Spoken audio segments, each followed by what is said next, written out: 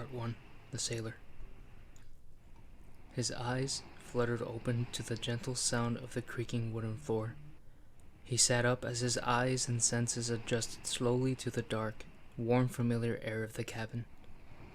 "Come on, mijo, before the sun begins to rise," his grandfather's voice echoed quietly. The boy turned to him. A sturdy bronze arm reached out for his hand. The boy squeezed the hand firmly, holding onto it as he was lifted with a sudden, powerful tug. The old man stood before him, his tall, slender figure illuminated by the dim candlelight in the cabin, bearing an eager smile.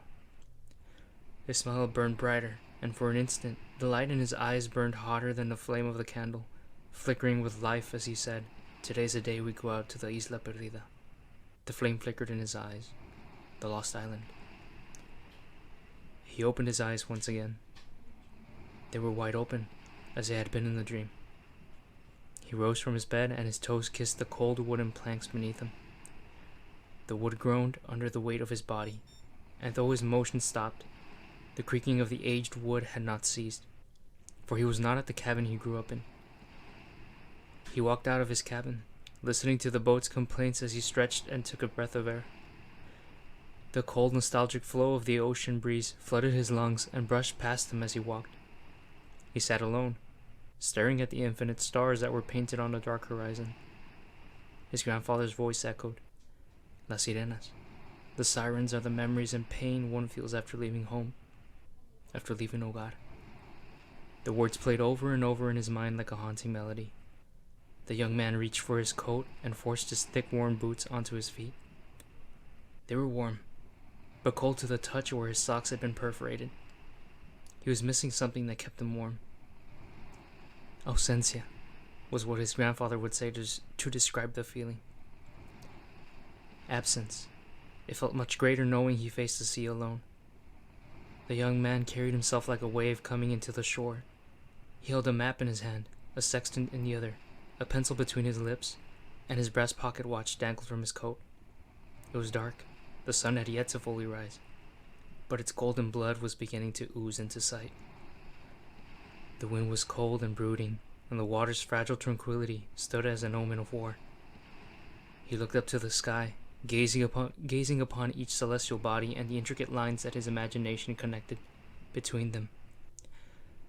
The constellations were his map, showing him his direction relative to the sea below him.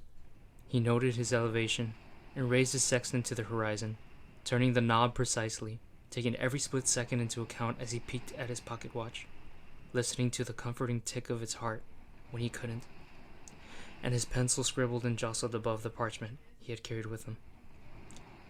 "Wait 1 second, and your estimate will lose its precision," his grandfather had once said.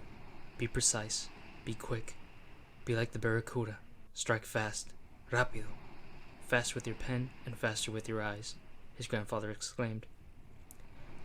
He stood in silence, feeling the warmth of the tear that rolled down his cheek. He felt his grandfather's hand on his shoulder. He was arriving at his destination. The lost island would soon be found. No longer immersed in his work, he noticed the water's restlessness. He looked up. His eyes met with darkness, the darkness of the clouds.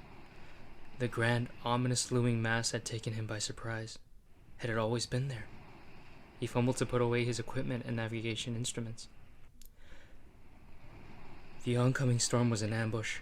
Storm and chaos had crept up upon him, pounding like war drums as they tore through the ephemeral peace of the water's surface. An overwhelming current stirred within him, and it threatened to seize and overturn his very will.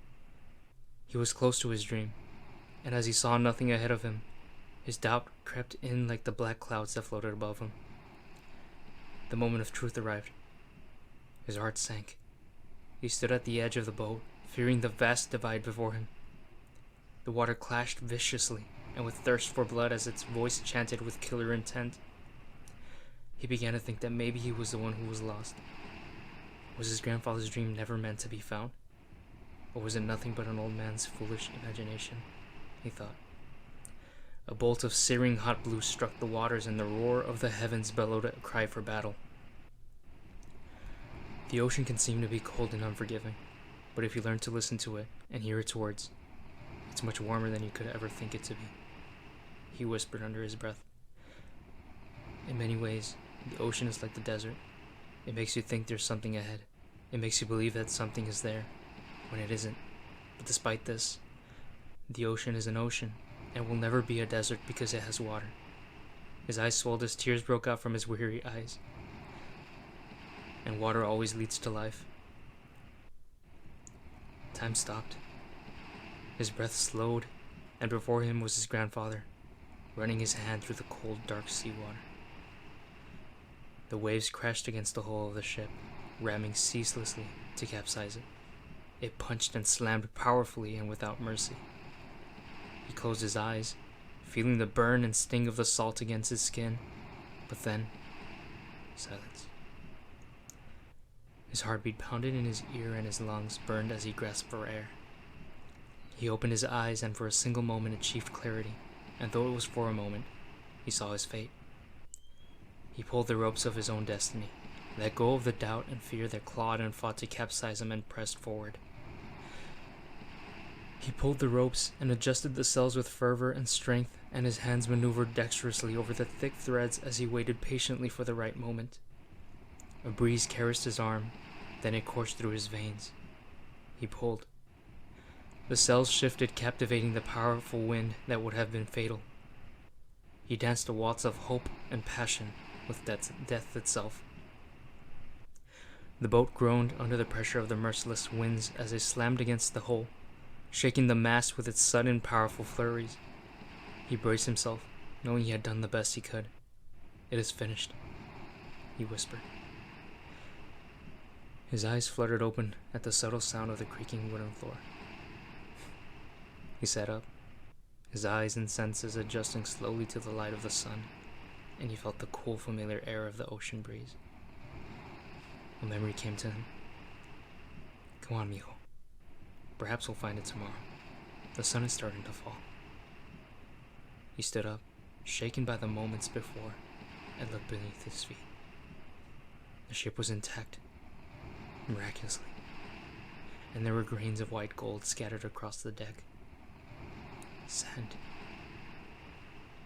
But don't worry. We will surely find it tomorrow, and if not, the next day. The young man carried on, feeling nothing but the weight of his legs, as he trembled with every footstep. He collapsed onto his knees and yelled triumphantly, with what strength of soul he had left. He looked up to the bold, beautiful blue above his head, and completed his grandfather's words. After all, La Isla Perdida will always find us.